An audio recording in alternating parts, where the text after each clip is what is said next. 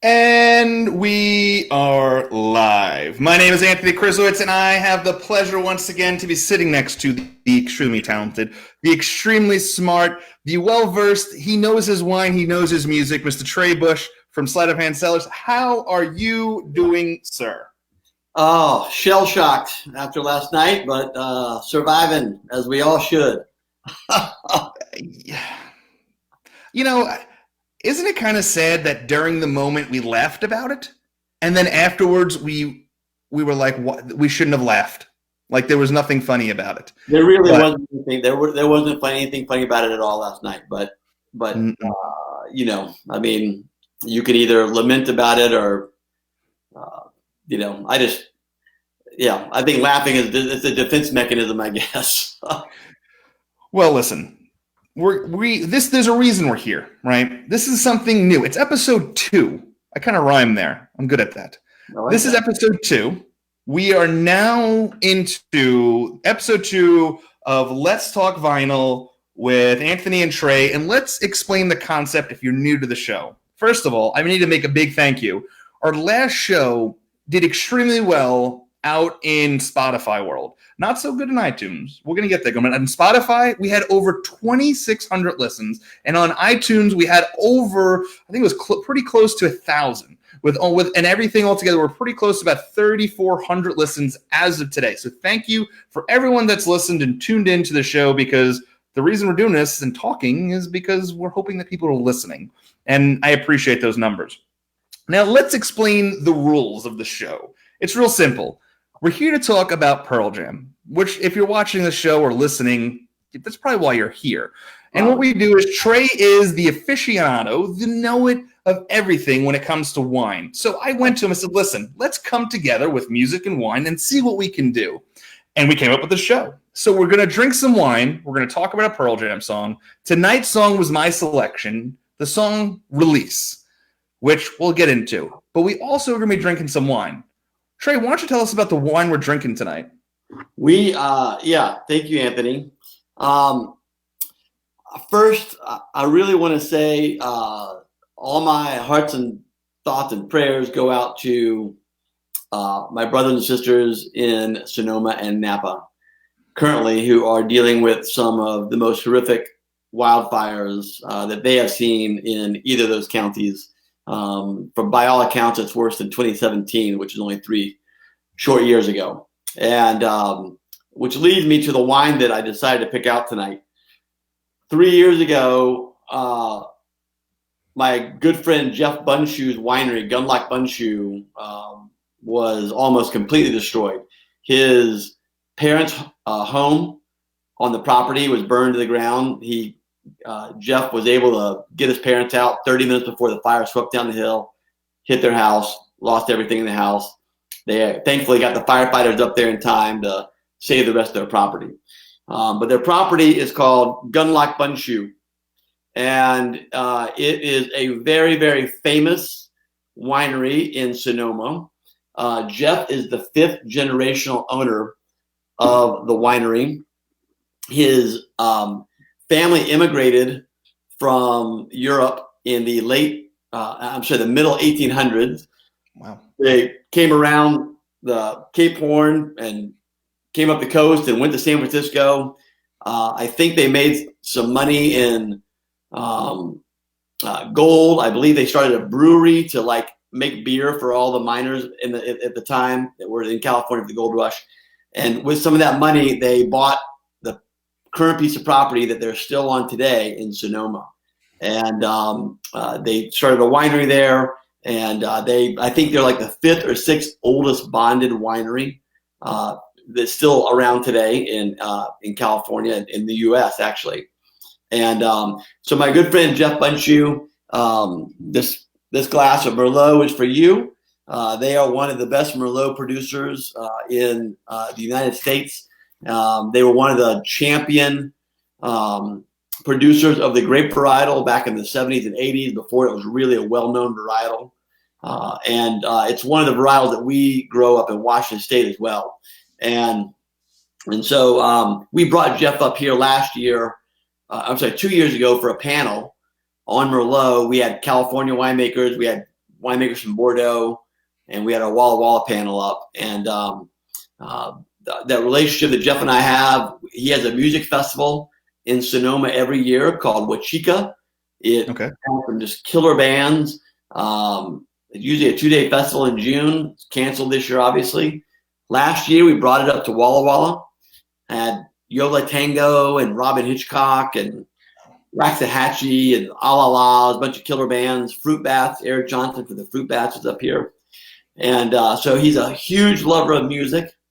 And obviously, he's a huge lover of wine. And I thought it was a great match and a great pairing for tonight, Anthony. Now, what I love about this show is, first of all, I like drinking wine. I do drink. I know nothing about it. You taught me a lot about Riesling last episode. Now we're into Merlot. Right. Explain to me what Merlot is to a novice about when we're drinking wine. Right. So obviously a lot of different red grapes out there. And when I say a lot, I mean 4,000 or 5,000 different red grapes that are out there. You go to Italy and they've got, a couple thousand indigenous grapes you've never heard of before. But in Bordeaux, which is kind of the epicenter in the heart of the wine world, Bordeaux, Burgundy, and the Rhone in France, you've got 5, what they call the 5 noble grape varieties. And that is Cabernet Sauvignon, Cabernet Franc, Merlot, Malbec, and Petit Verdot. Okay. And Merlot being the second most grown grape in Bordeaux, Cabernet Sauvignon being the first, and then it's going to be Cabernet Franc, probably Malbec, and then Petit Verdot after that. But Merlot is known for making these lush, dark-fruited wines. Think like plums, some spice character as well. They tend to be very soft, and the reason Merlot exploded into the wine culture in the 80s was because Cabernets can be so big and tannic, but Merlots can be very, very approachable. And they're food friendly. They've got a lot of fruit. And so that's the birthplace of Merlot, essentially, which is Bordeaux. But they grow grape Merlot all over the world. Italy, some of the greatest wines in Italy aren't native Italian grape varietals. They're Merlot dominant wines. It's like they call them super Tuscan. They may have Cabernet or Merlot in them as opposed to Sangiovese, which is the grape of choice in Tuscany. So, now, let me ask you this, Trey. When drinking Merlot, is there something to pair it with, or is this something that you just drink? No, I mean you could look. My philosophy with wine is drink what you like, eat what you like. There are certainly food and wine pairings that elevate each other, and typically red wines pair very well with meat dishes because of the fattiness in the meat, and you've got the tannin in the red wine, and they kind of meld each other together. But I am truly the believer of eat what you want to eat, drink what you want to drink. That sounds like a T-shirt. Is that for sale at Sleight of Hand Cellars.com? Hold on, I'm making my notes. Check out the website tomorrow. I plan on seeing that. So, listen, I'll be honest. So, when it comes to, I'm more of a red wine drinker. I've always have been. That's kind of where I've always gone. So, I was excited about this because I've never done a lot of the clear wines like we did last week. So, I like, I did this. Now, once again, I failed at finding the bottle of wine to match the show like I did last time. One of these shows, hopefully the next one, I'll have the bottle of wine to match you. I'll give you. I'll come up with. If I have to, I'll just mail it. We only do these once a month, so I'll pick a wine and I'll actually mail you a bottle. Listen. I'll mail you two. I'll mail you two. That way you can store one, put it in your cellar. There you go. I think if anything next week we'll pick one of my wines. That way I can be for sure that I'll get a wine. That would be awesome. Well, I appreciate that. Well, let's talk. Well, first of all, just so anyone's curious, and I told you what I'm drinking. So this is what I did. Now, this is how much of a novice I am in picking wine. I went to about 7 different food stores and couldn't find anything. I texted him Trey, can't find this. He said, well, listen, just grab some beer grapes. And I said, well, I need to get a Merlot. So I went to the place and I went and found the fanciest label and the fanciest bottle to match a fancy price. I'm like, well, if it costs $24 and it's got a fancy label on it, it's got to be good wine. So I got this. How do you say the name, Trey? It's Robert Mondavi. Mm-hmm. And it's got a fancy label. I keep turning this shit. Look, I'm like backwards as hell. Fancy, yeah.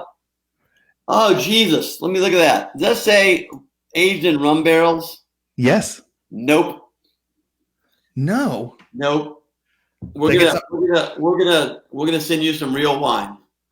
Oh man. So I thought I'm sure. Listen, Anthony, I just literally contradicted myself, didn't I? I think you did. What did I say? I said, eat what you want to eat. I'm getting yelled at right now. I'm getting berated. So no, my point is, I was about to yell at you for like that's just wrong. But you tell me, does it taste good? So it's weird because it has like a burning effect after you drink it. Like, is it very much like a burn? Like, well, that's probably the rum barrels it was aging in. Yeah, like right now, boom. It's got like a tingly effect in the back of my neck, where I like the red one. So there's a winery locally called Cardinal Winery that I love. I adore. It's a mom and pop facility, very small. And the woman and husband that own it, they have this Merlot there, this red wine that is to die for. And they have apple in it. I don't know if much. Once again, I don't know much about it, but there's an apple base to it. Does that make sense? Okay. Yeah, I don't listen. Am I a cider? No, it's not. Red or white? It's a red, and it's like an apple. There's apple in it. I'll have to send you the information, but dude, I love it. I do love it. It is what it is. But this one, here's the thing. I'm a traditionalist from the stand. When it comes to wine, you can call it snobby. I just like to think of myself as a traditionalist when it comes to wine. By aging wine in old rum barrels or old whiskey barrels, and I've seen it before, it defeats the purpose of what wine is. Okay. Wine is about the grapes, where they're grown, what that vintage was like. There is a story behind every bottle of wine. When you then take that product and you put it in a barrel so it just tastes like rum or it smells like whiskey or whatever, there's no story behind it at that point. It may be a delicious beverage, which most alcoholic beverages really, that's all they are. It's basically just a pathway to make people feel better, right? And that's what alcohol is. But that's why I love wine, because there's an elevated sense to the alcoholic beverage is what it is, but there is always an incredible story behind every bottle if you go and look for it, right? You talk to the right people about, you go talk to the winemaker or whatever. And to me, that's what makes wine special. It doesn't mean that doesn't, what's in your glass doesn't taste good to people. It probably does, but you can't then go, oh, the 2015 vintage, what an amazing vintage that was. And this, vineyard's located on the coast, and that wine is not about that at all.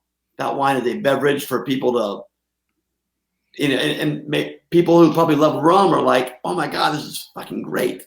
So I failed at my choice now. now. Not true. I picked the wrong. I picked a tough wine to find in Virginia, and I will be yelling at the Gundlach Bundschu sales manager for not placing any wines in Virginia. Oh, well, listen, I appreciate that. But one thing you said, which is a great tie into what we're doing, every bottle of wine has a great story, just like every Pearl Jam song also has an amazing story. 100%. And with what's interesting about tonight's song is how it resonates with so many people in different ways. The song Release, which to me is my personal favorite Pearl Jam song of all time. Yeah. It's always hit a chord in my heart when it resonates. It resonates with the story of like me and my father, and kind of that connection or the lack of connection that we have. So that song has always been that kind of blanket or that security that I've had when feeling emotional about things. I always went to that song. Listening to Release is also, to me, something totally different.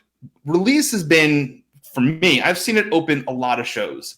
And statistically, it's surprising that I have once we get into the numbers in a little bit. But there's nothing better than not seeing Pearl Jam for a while, going to a venue, hearing Release, and everybody at the top of the lung screaming, "Release Me," with Eddie on stage, because it is the most church-like experience. It's the most religious experience. It is the most breathtaking, out-of-body experience that you can possibly imagine, when the people around you are strangers and everyone together is simultaneously coming together to sing something, and they're all singing for different reasons, but with one purpose, and that is to forget everything for a while and to focus on what I believe is the world's greatest band. I have nothing more to add to that. That was an incredible way to introduce that song. And I like you, have seen that song as an opener numerous times. And it's by far and away my absolute favorite opening track for a Pearl Jam concert.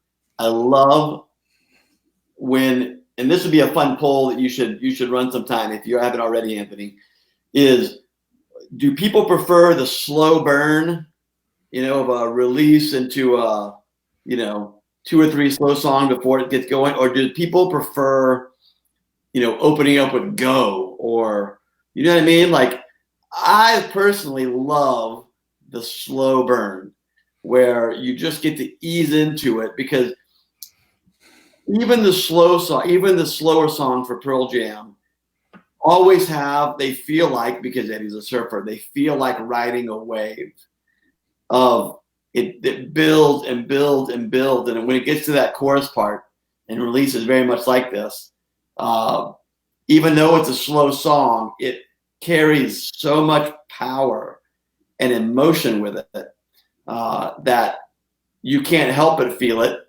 And especially when we're talking about the crowd, and you just mentioned everybody has a different story about that, and everybody has a different feeling about that. And that song for sure is, I think, a very personal song for a lot of people, including yourself.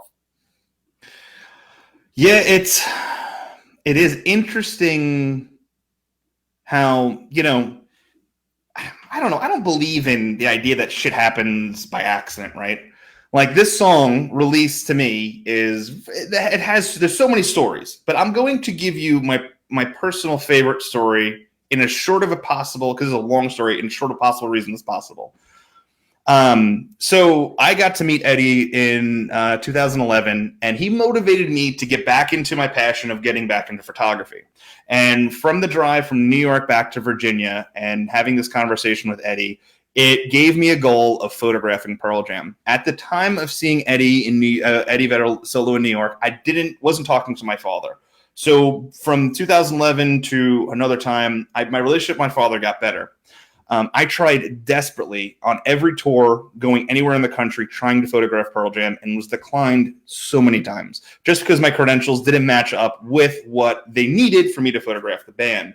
And that was my World Series. As a photographer, at the point I had photographed Blake Shelton, I had photographed Springsteen, I had photographed Elton John. I mean, I photographed a lot of people, Liam Finn, all these different people, and it was great. But it was like, that was what I was leading up to. They had announced that they were playing a local show in Charlottesville, Virginia, which I basically live there. It's 45 minutes from my house. I go there every day for my kids' soccer. I live in Charlottesville, really. When they announced it, I was excited. I put in for a press pass immediately and was declined 4 times under 4 different email variations, under 4 different reasons, declined. At that time, I was really close with a local publication that would hire me sometimes to photograph bands in Charlottesville, and they called me the night of the show when I had basically given up, and they said, "Hey, do you want to photograph Pearl Jam?" And I thought the guy was fucking with me. And he said, I said, "Dude, I can't handle you bullshitting me." He's like, "No, it's yours if you want it." And the next day in Charlottesville, which is the weirdest thing in the world, I saw so many people I knew. I got to meet people that I've become really good friends with recently there for the first time. And my dad ended up going to the show. It was his first Pearl Jam show. And they ended up playing Release. And while So I'm photographing the band. They opened up with Pendulum, went to Release, and then Up in My Tree. So Release was song number 2. And when they did it, I was shooting from Stone Side because I was shooting with a film-based camera.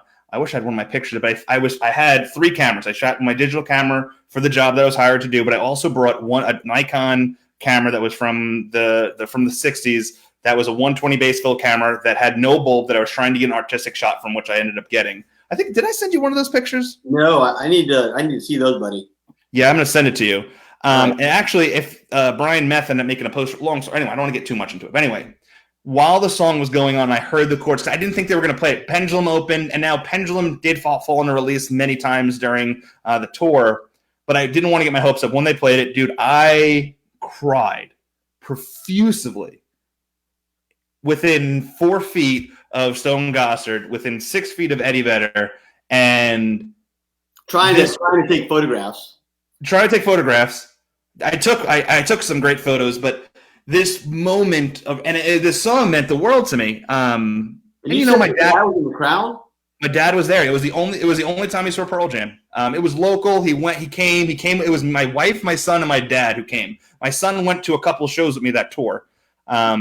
So it was meaningful to me. So I photographed the band. The picture I actually have that I took with the 120 film camera, the Nikon camera, was during Release. No, I'm sorry. No, it was Up in My Tree. But I took pictures during. Anyway, it was amazing. I got to experience that, and that song has always resonated with me as an important piece of my life and pieces and puzzles and stuff. So Release has always been really important to me when it comes to that. Yeah. So but the best.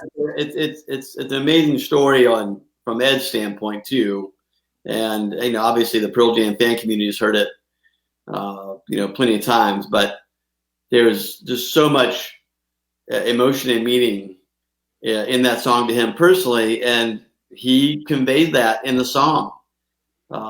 You walk away as a listener knowing exactly what he was feeling during that time, and you have empathy for him as he sings it. 100%. I mean, this is the one reason why I love Pearl Jam. You can say what you want about Pearl Jam, but every song sang by this band and everything that's played behind the band, there is true feeling, there's true raw emotion, there is something there that other bands just don't have. And I'm not going to fight people about that because I know people are going to be like, well, I'm telling you, in my personal opinion, I've never seen anything close to Pearl Jam that offers the emotion of Eddie's voice, the musical talent that is of Mike McCready, Jeff Ament, Stone Gossard, Matt Cameron, and even Boom, that gives you something that for the time that you were watching a show, that you are believing every word they're saying, you're believing the passion behind the music, you're believing the smiles on stage, and you know that they're there because they want to be, and they are actually there for the fans. And it's magical. It really is. And we're coming up on 30 years next month. Yeah, 30 years from the first show. Crazy, isn't it? That's crazy. And we're going to do that. We're going to do the show on the 22nd. Yeah.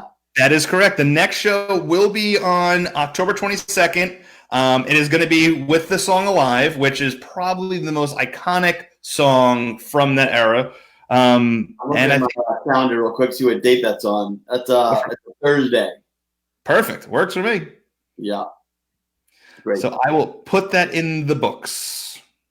Good stuff. But let's before we get to the video, because we're going to share my favorite version I've ever heard of it live, which was the last version. And we're going to talk about some statistics. You probably say that after every time you hear it. You're like, that was the best version of Release ever.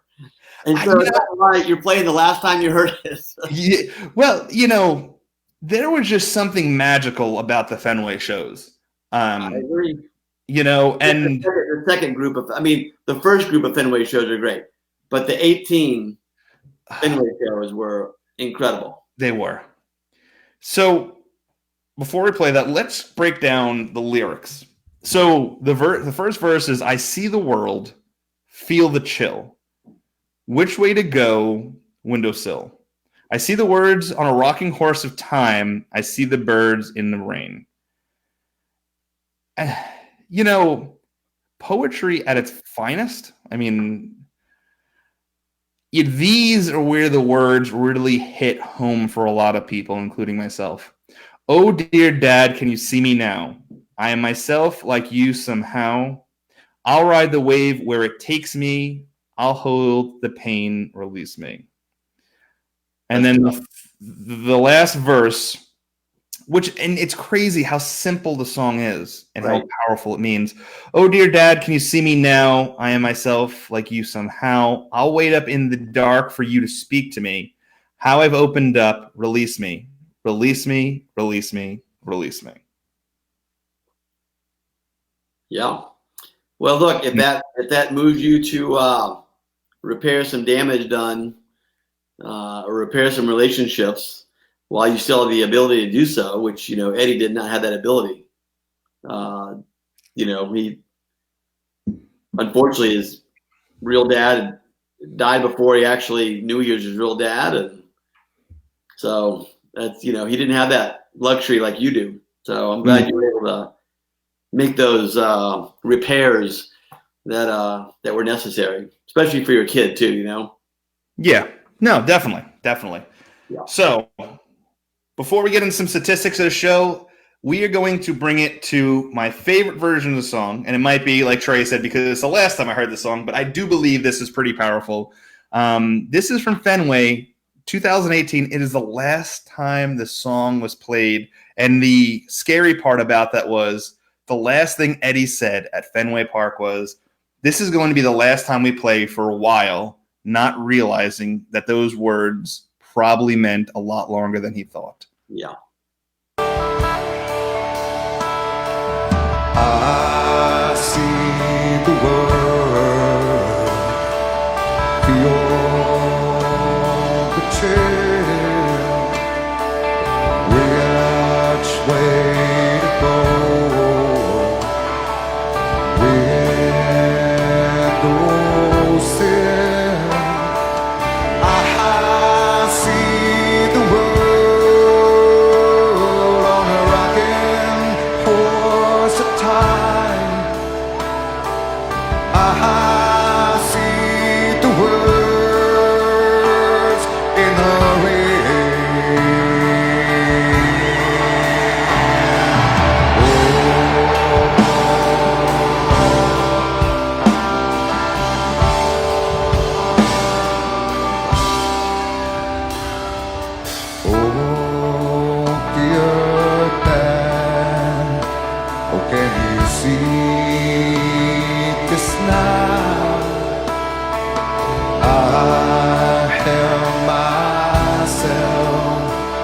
like you so high. I'll ride the wave where it takes me. I'll hold the pain, release me.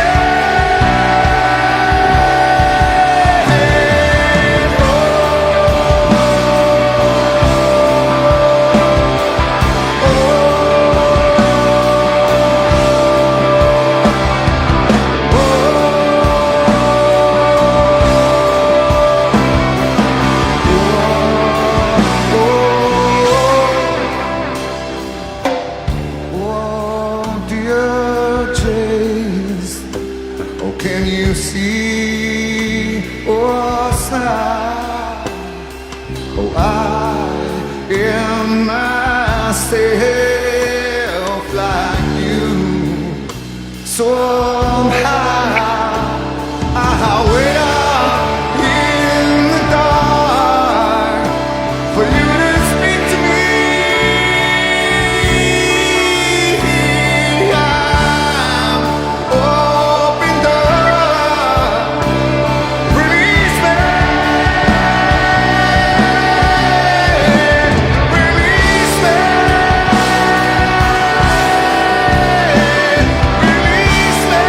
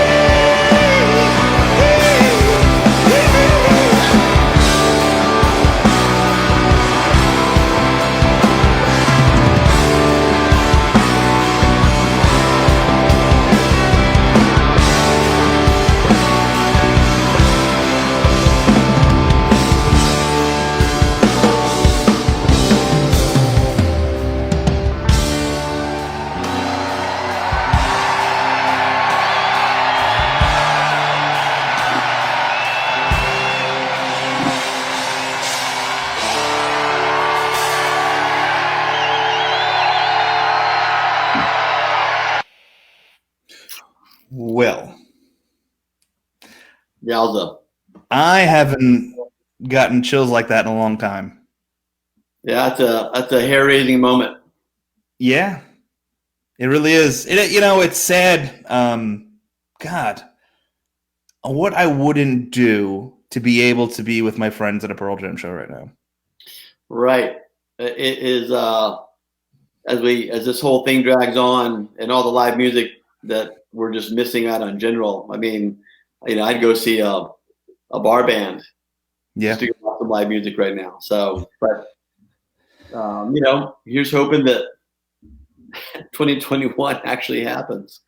It's scary to say that, but it's like I've given up hope. I mean, I can't imagine that a fucking number is going to change anything. Right. But yeah, we have no control over it, and so it's one thing I'm trying to take away from all of this is the shit we worry about. It's like, well, we have zero control over what we can do about a vaccine and all that, and so I try not to let that stuff weigh on me. And although I think if I slept 30 minutes last night, I'd be lying. After watching that show today. So, well, I need to bring this up because going into statistics real quick, Amy Litchfield just said she still has the blue polka dot wristband from the off-ramp, which is the first time in October 22nd, 30 years ago, 1990, at the off-ramp cafe in Seattle was played. 100 people, I think, were at that show. Well, Amy was there. How fucking crazy! I will be reaching out to her because I need to know more about that story. That's a great story. Anthony, do you know Karen Mason Blair? Of course I do. I have her pictures everywhere in here. I have a picture. Yeah. I have the first picture of the band performing there. I'm looking right at it, hung up on my wall. Okay, good. Yeah, I was making sure. Yeah, she was the only photographer on site that night. So she. We should have. First of all, the fact that Charles Peterson wasn't there is amazing to me. I'm not gonna lie. I'm like, and I know Charles. I'm friends with him. I should reach out to him and say, "What the fuck were you doing on that night?" Like he knew, maybe they didn't even announce it. They just showed up, right? So that could be part of it. But I think we're gonna need to reach out to people for the episode next month. Get them in. I think Karen Mason Blair would be awesome on. I'm friends with her. I'm gonna have to reel in Amy. I'd love to hear people's perspective of going to a show, not knowing what that band would ever become, but seeing them for the first time and getting the real reaction of what it was like to see them for the first time. Right, and that was pre. It wasn't like, oh my God, I love the song on the radio, I'm going to see this band.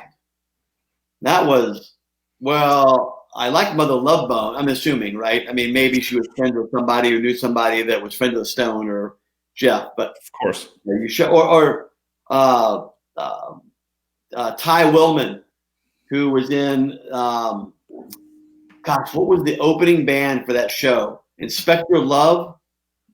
I think the opening band for that was Inspector Love, LUV. And Ty went on to form a band called Green Apple Quickstep, which was an incredible band in the 90s in Seattle. And I'm sure they actually had some further reaches in the Pacific Northwest. I thought they should have been a bigger band than what they were. He's got one of my favorite voices in rock. But maybe Amy was friends with the guy from, Inspector Love. But what a cool story that would be to say you walked into the off ramp and you got to see Pearl Jam's first show. It's crazy. By the way, what was it, 8 days after they actually met? 7 days? Yeah, look, Amy said no one was there, laugh out loud. Yeah. Stone stepped on the set list, Green Apple. Green Apple Quickstep, yeah. So, but that was Ty. But yeah, I think it was like Inspector Love, and I can't remember if there was another band on that set list or not. I've got a photo copy that Matt Vaughn from Easy Street gave me of the original Off Ramp, that show, the poster that they put up on telephone poles and shit. Yeah. So he gave me a photocopy of that. I got hanging in my tasting room in Seattle. Yeah. So here, the first song they ever played as a band was Release. Right. And here we are talking about it. So let me get to some statistics of this. So we already know that the last time they played the song was back in 2018 in when they at Fenway Park, right? But let's get into some funner details. So we know that. We'll put that up there. There you go. Last time played September 2nd, 2018, Fenway Park in Boston. That's over 2 years ago, buddy. Isn't that crazy? It's bullshit. That's what that is. It's been played 172 times live, which was surprisingly how I was shocked, legitimately shocked how low that number actually was when they've played. Let me see. 2018, let's see. Stats. Shows. Here we go. Did you think that was played more or less? I thought it was going to be played more. I really did. Yeah. I was shocked. I thought I had the number here. Of course, I lost it when I'm going to talk about it. But they've played over 700, like almost 800 shows, and they've only played this song 172 times. So in retrospect, it's only been played at 16.6% of all shows played live. That's how I do my math. I've seen it a lot. So that's what I said. 80, 85 shows. I've seen that song played a lot. So I feel like I've been lucky in that respect. That's correct. I feel the same way. Let's see. 90% of the time it's played between songs 1 and 5, which makes sense being in the beginning of the show. It would actually be played higher. I'll get to some of the songs it's played with around here in a second. And then it has been played as a closer 3 times. Did you know that? I did not. What do you know? You have the shows. You know when those were? I have. Let's see here. So I am using a website called. Where's that song in the track list? For the album? Yeah. Let's see here. 10. I should. You think we know this shit? You could You fucking would. Release is the song number 11.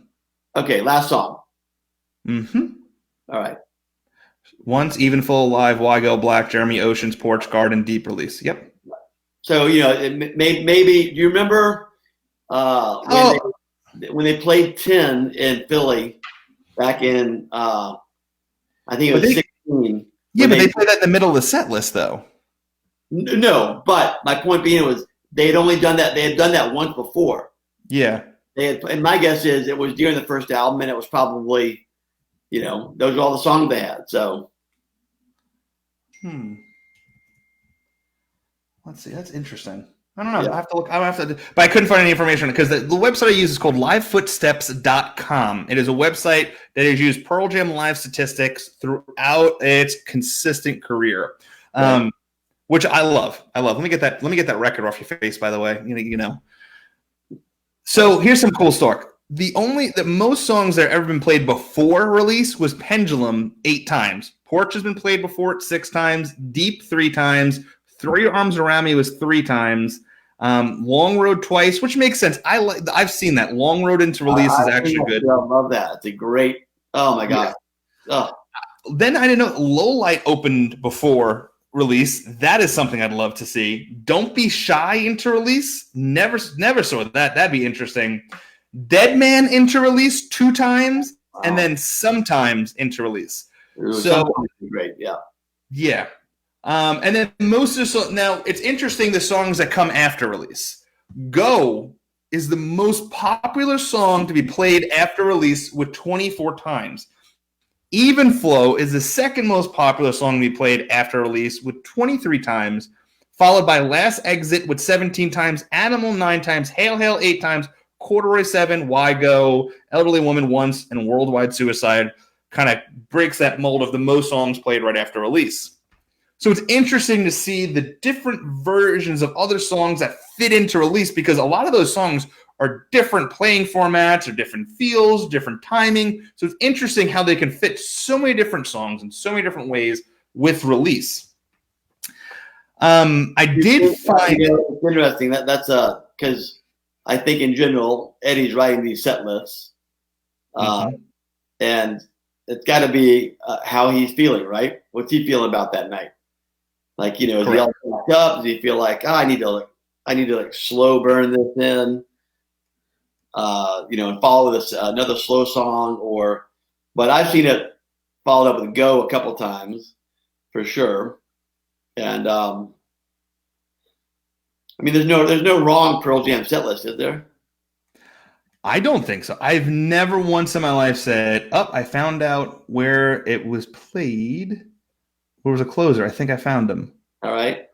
I'm getting to him now, but they're all earlier shows. Yeah. Yeah, they're all earlier shows. The first time it was played as a closer, not to cut you off, just because I know that I don't want to lose this. October 20th in 1991 in Omaha, Nebraska, at the Pinon Park Ballroom. It was the closer.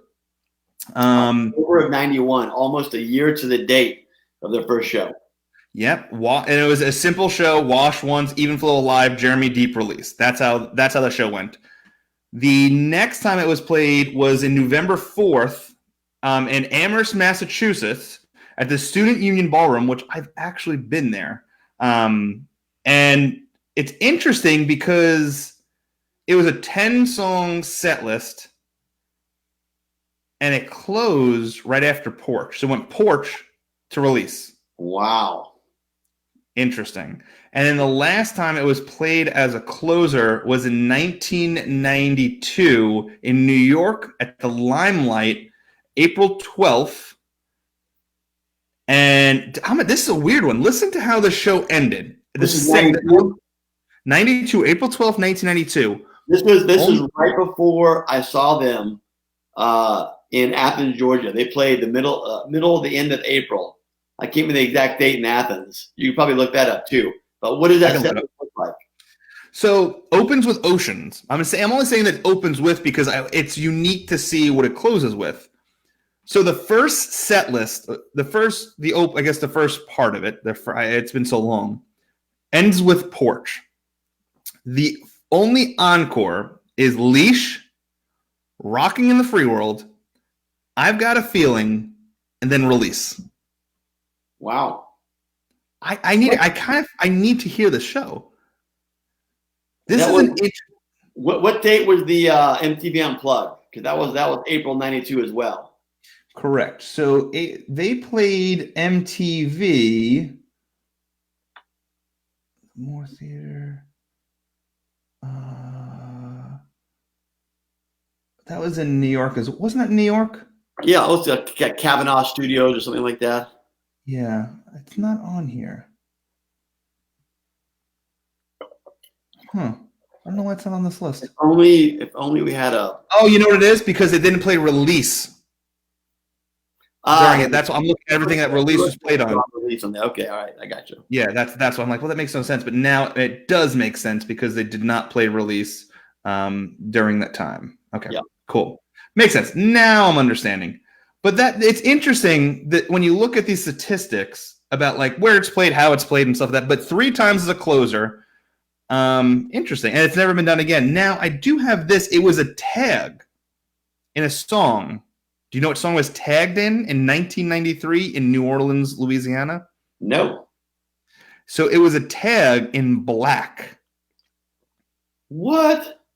So he's playing Black and then he tagged Release. Correct. Yes. 1993 in New Orleans, Louisiana at the Uno Lakefront Arena, November 17th. It was tagged. And it says here. I have a feeling Eddie was really fucked up that night. Well, it's interesting because the way it was tagged, let's see here, November 1993. Here we go. But Eddie in New Orleans in 93, that just spells trouble right there. Yeah, I hear you. So the way it was tagged was Black was played, it went into Release, and then it went back to Black. That's pretty cool. Yeah. Great stuff right there. So we should make sure that on one of our shows that instead of picking a song, we pick the tags. Like, what are our favorite tags and some of the songs that they tag, right? It's like, Mike McCready going into Maggot Brain. Yeah, Alpine Valley back in, I think that was in 92 or 94, something like that. Or what's it called? What's the one they go into corduroy now? It's the Pink Floyd. This is gonna kill me now because it happens. It's a Pink Floyd, like a Pink Floyd guitar riff before they go into corduroy sometimes. Okay. I don't know. It's interesting, but yeah, interesting stuff with release. But the song has been played a good amount of times. It's only been played 16.6% of the shows, starting as it's the debut of the band as Mookie Blaylock, October 22nd, 1990. I wonder where that falls in. It's your favorite song. It's absolutely top 5 for me, and so I wonder where that falls with the majority of fans. It's got to be a fan favorite. It's hard to think that someone would be like, that song's okay. I don't know if I've ever met anyone who said they didn't like the song. Right. I think it's one of those songs that it's just kind of like the average fan or the fan that just likes Interstellar Overdrive. Thank you, Scott. Oh, Interstellar Overdrive. There we go. Yeah. Thank you, Scott. Yeah. To you, Scott. I continue to drink. But it's interesting how I don't believe there's. First of all, I don't know of a bad song Pearl Jam's done. I am not the keenest on one of their songs, just because it's not my cup of tea. It's a cover. I'll let you guys figure it out on your own. We know what it is. Okay, but for the most part, I love what they do. Now, let me ask you something too. Are you excited about the new song on Friday? I haven't seen it yet. I mean, I'm excited about it. Of course I am, but it came out today, right? No, it comes out on Friday. It comes out on Friday. Okay. I've correct. Seen posting about it. I tried to find it. It was not out on any of the music services. So correct. I looked everywhere for it, but it's interesting because from what I've read, it is 100% a Matt Cameron song. Matt Cameron wrote that song. Yes. Matt Cameron wrote everything for it. And then there's also a weird instrument being played on it as well. Oh, what? That's good. Scott. I'm going to have Scott on the show because Scott said I screwed up. It was Daughter that was tagged in release, not Black. Once again, I feel like, you know what's good about this? We have legitimate fact checker, and I'm going to be able to say I will agree with the fact checker. I'm not gonna go around and I'm not gonna say fake news. Scott knows. Scotty knows. Scotty knows. Scott Loxton, where do you live? Are you a New Orleans guy, or how do you know this stuff? He knows a lot. I'm gonna tell you something. Over the last couple minutes, he's dropped a lot of knowledge on us with dates and other things. Scott seems to know his shit. I wonder if he knows his wine too. Scott, what's your favorite clone of Merlot? I'm just trying to. But yeah, so there's a weird instrument that Jeff plays on the album, and I was trying to find out where the hell it was. But it's something with it's a weird instrument. So I'm very excited to see what this is going to be like. Or like an organ, or like a pump organ, or something like a something with a B. Like I want to say bassoon, but it's was it a moog? Maybe. Oh, Scott is from Spokane, Washington. Spokane, 2.5 hours north. Come down and visit me, Scott. Scott, go visit Trey. Tell him you saw him on the show, and he will give you wine that is not rum aged in rum barrels that he also calls shit. True. Well, he didn't say shit. He said, what did he say? What was the word he used? What was the word he used for it? With what? You called this bottle of wine something. It was a word. What was it? Wrong is what it is. But, wrong. But as a wine, it's just wrong. As a beverage, if it's delicious. Let me ask you a question. When you fill a bottle, I always believe you have to fill it to the rim. Now, is that true for wine? Because I like to go. I'm going for it. I'm going. Oh, right. I'm going. I got a great story. For you. And this relates to what you're talking about. I was doing an auction dinner in Seattle for this friend of mine named Brad Brotherton. Brad's family he grew born and raised in Walla Walla, and they own some car dealerships. Brad has Brotherton Cadillac in Renton. Renton is right next to the Seattle Seahawks practice facility down there. He's big with the Seahawks and stuff. And in the Seahawks' new stadium, there's a massive Brotherton suite on the suite level, right? And so he does this auction every year that raises funds for brain cancer research. And he's turned it into, he calls it the celebrity waiters auction. And Joel McHale, Seahawks, the Sounders, the baseball, the Mariners, all these famous Seattle people. Jeff Fielder's been there, some Seattle musicians and stuff. And so the general manager of the Seattle Seahawks, which I'm literally drawing a blank, John. Anyway, I forget his name. It's embarrassing, but the general manager of the Seattle Seahawks bought the auction lot. And so it's at Brad's house. It's a wine dinner for like 50 people. And John Schneider. John started off in Green Bay in his 30s. He was the general manager of the Green Bay Packers, and he won them the Super Bowl. Came to Seattle, got us the Super Bowl. He's an amazing man. He's the last guy to show up at this event. The place is already packed. We've got wine flowing, and I'm greeting people at the door.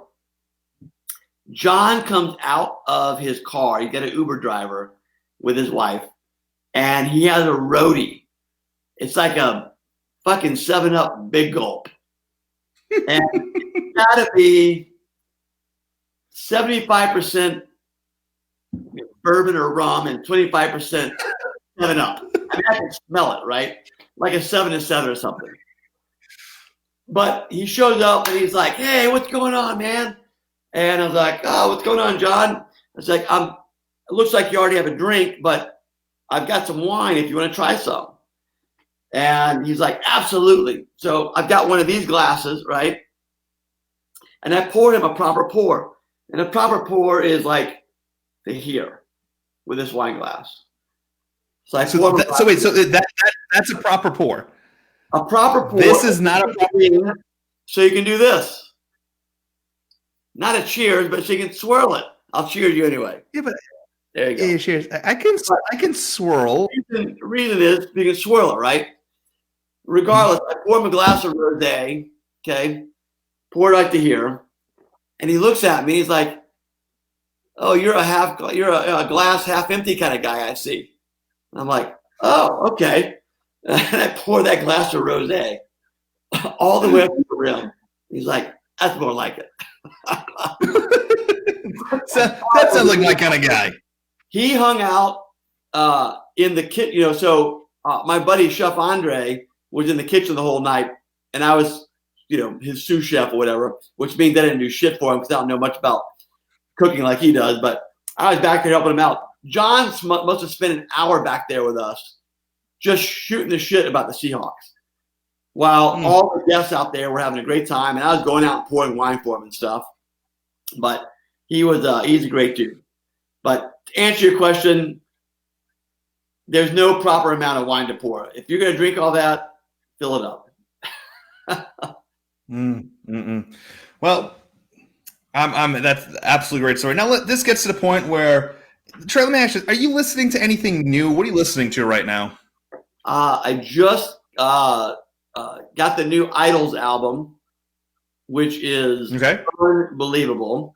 And I've been streaming that for the past 2 days. We're in the middle of harvest right now, and so I'm spending almost all my time right now in a truck, just driving to vineyards and dropping off bins, picking up fruit, getting it back to the winery and stuff. And so I've got a lot of time to listen to some new stuff.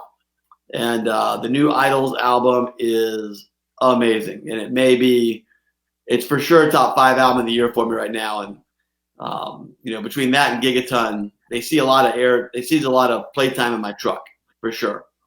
How about you?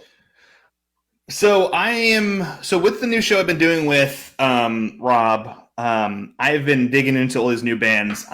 So See Here Now Festival announced their lineup for next year, and we've been interviewing some of the bands on the show, and I have fallen in love. You See Here Now Festival, yeah, it's where Pearl Jam's playing in 2021 in Jersey. Right, that's the Danny Clinch Festival. That's right. Correct. Yeah, we're gonna have to roll you over here. We're gonna have to do something special. You need to come do with the East Coast. Well, how about I come out for it and we'll do a live in person podcast, and we'll get Danny on or something. I have big plans for the East Coast. I will tell you this, which includes the band I'm going to talk about. There is a band called Jackson Pines. It's two guys. It is very Americana. And, it's funny because I have been given permission to play their music at free will. They have given me permission. So let me ask you, could I play you a song, actually? This is something different. I know it's not The band's name is Jackson Pines. Hold on. All right. Let me see if I can. Let's see here. Let me go here. The band. I don't know what kind of music you are into besides Pearl Jam, but I really dig sometimes. I love Americana. Jason Isbell and Tyler Ramsey from Band of Horses. Solo album here. God, yeah, totally agree with you. Couldn't agree with you more. So I would like for you to listen to this song, and I want your opinion, what you think of it. But this band is we are planning big things with this band for when the night before See Here Now Festival. Fantastic. So I think that I think we have some things worked up. So let me search this real quick. Jackson Pines. Let me go into my queue of permissions. It's crazy. Yeah, I interviewed the guys the other night on the show for an evening with. They end up the song I'm going to they played another song live on the show, which was amazing. Okay. But I'm going to play this song for you. This is off their album Purgatory Road, and this song is called Even When I'm Gone. Tell me what you think. Ready? Let's see.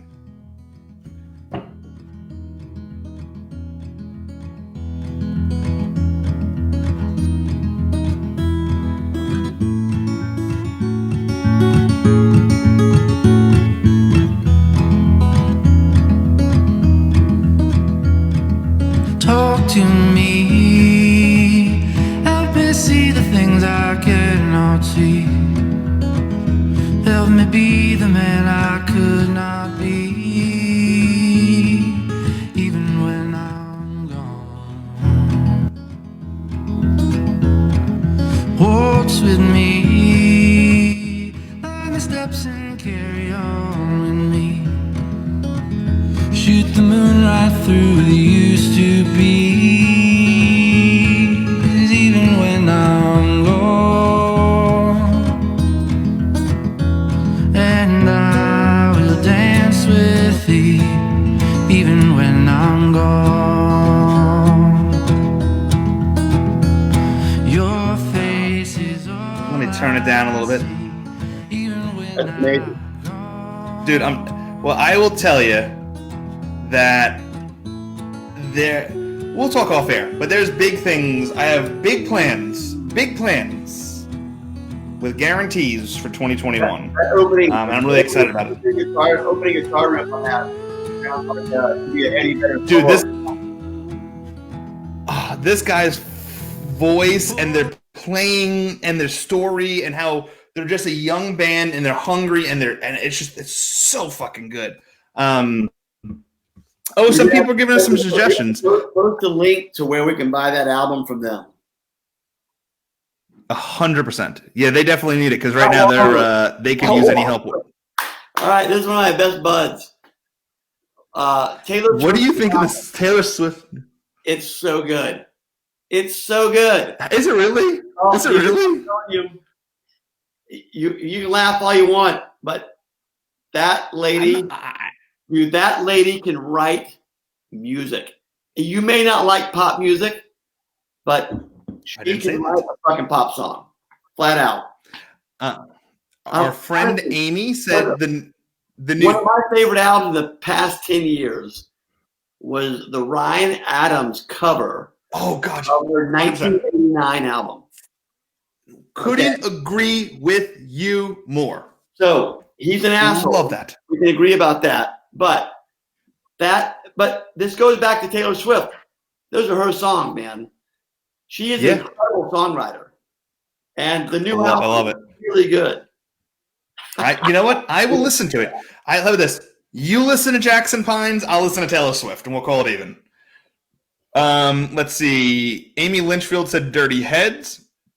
And then she also said the record store day with Brandi Carlile with Soundgarden, which I don't know if you've heard that yet, is absolutely stunning.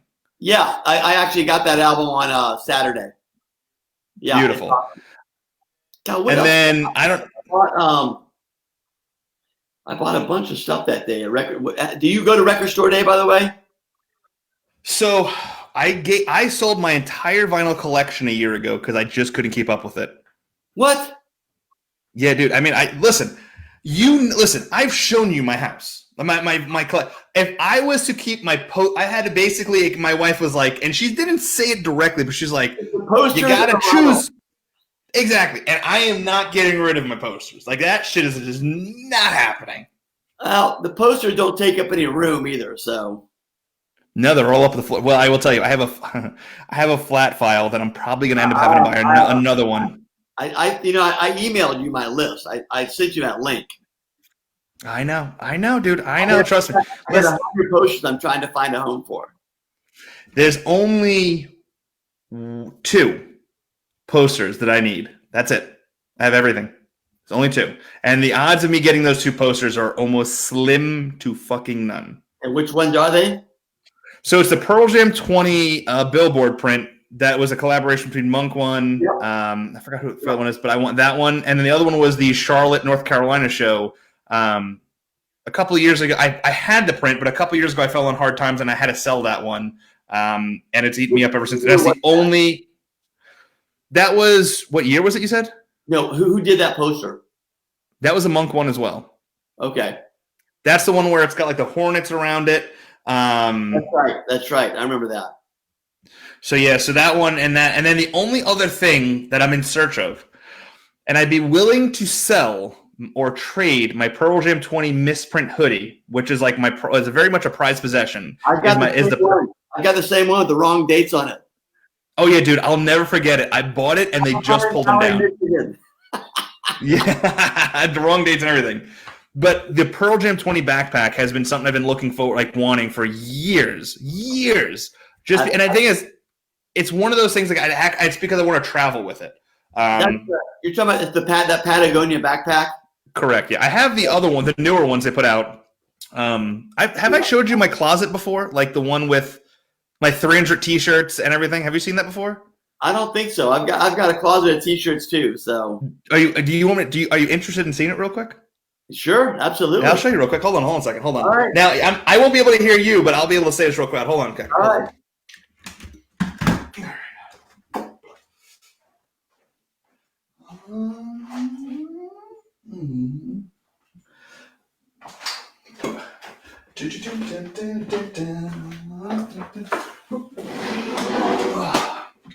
In this closet is 342 T-shirts that are in color order. They're in date order, and they follow coordination. And then it's also bootleg, real, and they go in consistent order down the way. And then I have my hoodies up here, hoodies on the side. I have hats here that go all the way back. Different variations of things right here. And this is my collection. I have my Patagonia backpacks down there and all that fun stuff. But yeah, just random shit. I also go in there. But that is the collection of T-shirts. And then here, just so if anyone's curious about the studio and the massive amounts of prints, there is all over the place. All right, let me get back.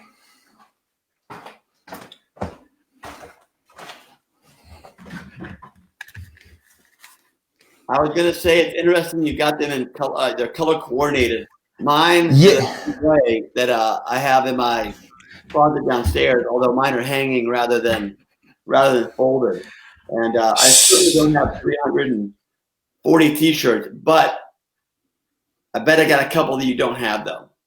100%. Now, I will tell you this. I do spend a good amount of money on T-shirts. So I have, and I don't want to give the website away because people will start going. There is a website that vintage.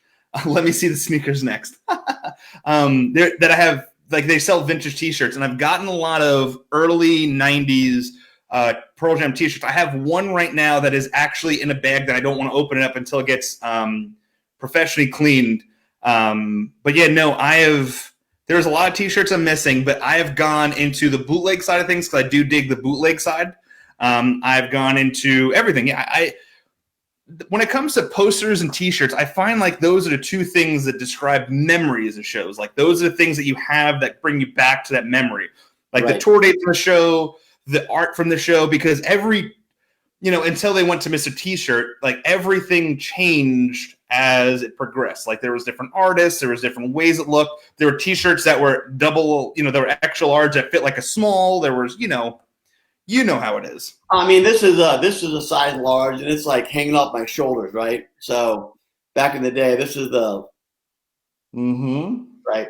But did you buy T-shirts before you were into Pearl Jam, and you were just going to other concerts? Were you buying concert T-shirts from all the other bands? Oh, all the time. Yeah. So my collection, I have more T-shirts than I'll ever. And I just bought more I buy T-shirts so many. I buy so many. It's ridiculous. Like I just bought the other day. Like I was listening to one day a week, and you can't wear them all, right? Dude, for me to wear different. I've got my oldest T-shirt I own that I still have, and I actually gave it to my oldest daughter, and she still wears it. Was a Rat Out of the Cellar, 1984. And like T-shirt was signed by Warren DeMartini and Stephen Piercy, the lead singer and the lead guitar player of Rat back in 1984. And clearly, my oldest daughter, she's 22 now. I gave it to her when she was in high school because it's like a retro almost. And she still wears that thing. And that was just a badass T-shirt. Another funny story: Mike McCready, about 15 years ago, offloaded almost all of his T-shirt collection. Really? From the 70s and 80s to Mark Pickerel. Mark Pickerel is the original drummer for the Screaming Trees. Mm-hmm. And at the time, Mark had a record store and thrift shop next door to the Crocodile Cafe. And Mark called me up. He's like, "You won't believe it. Mike just dropped off 80 T-shirts from the 70s and 80s. So I went down there to look at them. We all know that Mike is a small guy, right? He is, yeah. 20 pounds. Memphis, my Memphis boy. So Tony, I got to tell you a quick story. Tony won the trip to Italy 2 or 3 years ago that Pearl Jam did. And took his wife to fucking Italy to see Pearl Jam. And it could not have happened to a greater guy. He is one of all-time greats. I love you, Tony. Awesome. He is so great. To Tony.